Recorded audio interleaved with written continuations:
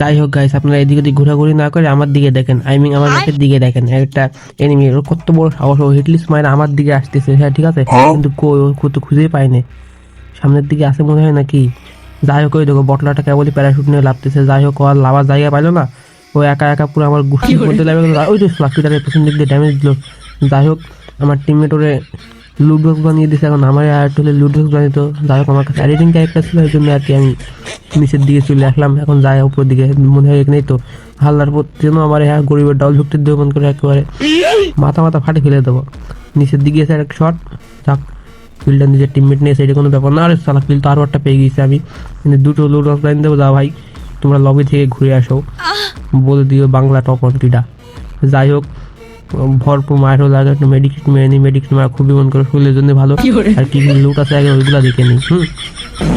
এই কিটারে ভাই, গুলো মার গুলো মার গুলো মার। আরে সালা মরার পরে গুলো মারে, কি টিমমেট রে আমার।